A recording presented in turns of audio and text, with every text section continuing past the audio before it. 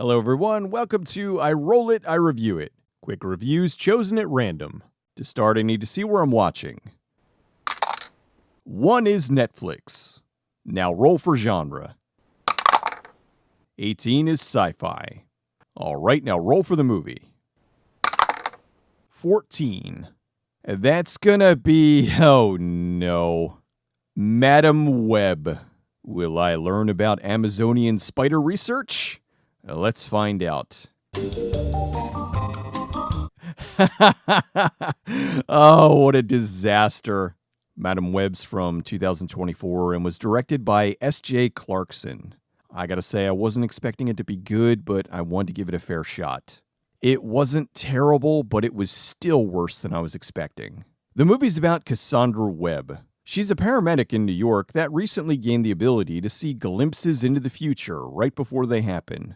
She learns about 3 young girls that are targeted to be killed by evil Spider-Man, so she rescues them and goes on the run. Stupidity ensues.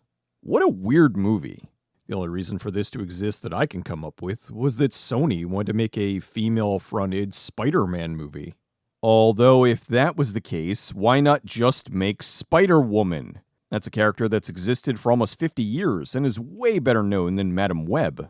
To my knowledge, leading up to the movie, Madam Web has never had her own book series. She's always been a supporting character.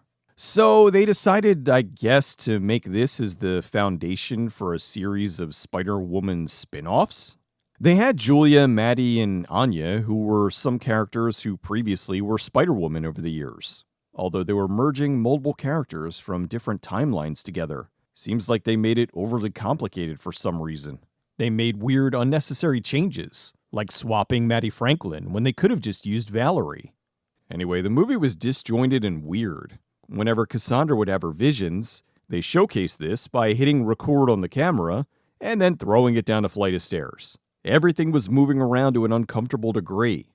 I get that this is supposed to represent the hectic nature of what she's seeing, but at the end of the day, you have to recognize that there's an audience watching this. It would have been better for said audience to see what was going on instead of this jumbled mess followed by, oh, here's what just happened, I need to stop it.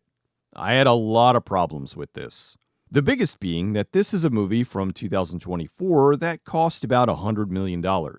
Why does it look worse than a movie from 2002? They made over 10 Spider-Man movies at this point. The CG should be down to a science. However, between evil Spider-Man, the really bad CG spiders, and some of the obvious compositing, everything looks wrong. Another thing is, I guess this is supposed to be an alternate timeline since it's 2003 New York and no one seems to know what Spider-Man is. But then why does evil Spider-Man have a costume that looks exactly like one of the clones of Spider-Man? Oh right, that's because this ancient tribe of spider people in the Amazon also had costumes that looked exactly like the ones from this kid in New York who doesn't exist. As other people have pointed out, there were no less than 2 instances where Cassandra was incapable of opening up a can of Pepsi, which in and of itself is funny because the product placement in this is ridiculously blatant. From the Mountain Dew cans that always seem to have their label pointed to the camera, to the big final guy being killed by the giant Pepsi sign. The movie overdid it with the You're showing off. Maybe a little.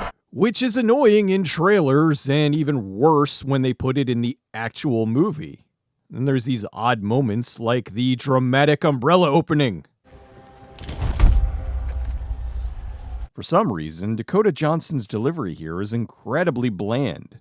I don't think that's on her, as I've seen her deliver much better performances elsewhere. I was laughing at what they were trying to do to Sydney Sweeney. It's what I like to call the Make Sydney Sweeney Unattractive Challenge. Impossible. Let's give her a reddish wig, put her in a short skirt, thigh highs, and glasses. Yeah, she's the nerd. The bad guy was terrible. He was incompetent and kept making stupid mistakes because evil. The editing was also bad. Too many quick cuts to go with the poorly framed action. With all the songs on the soundtrack, that most likely helped to increase the budget. Oh goody! We get to hear Toxic twice! I've seen kung fu movies with less dramatic zoom.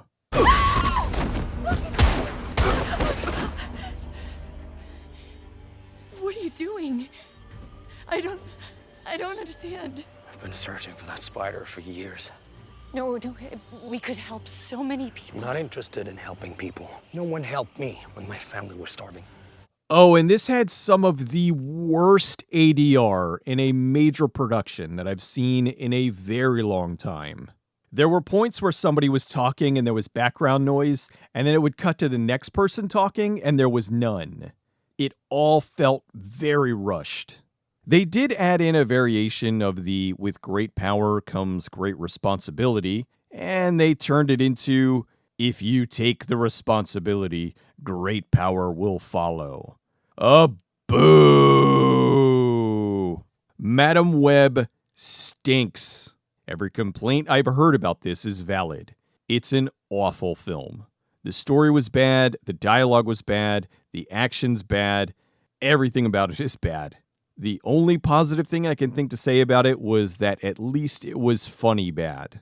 I was definitely laughing at the absurdity of it. This should come as no surprise. Madam Web gets a thumbs down. Go spend your 2 hours doing anything else. Thanks for watching, everyone. I'll see you next time.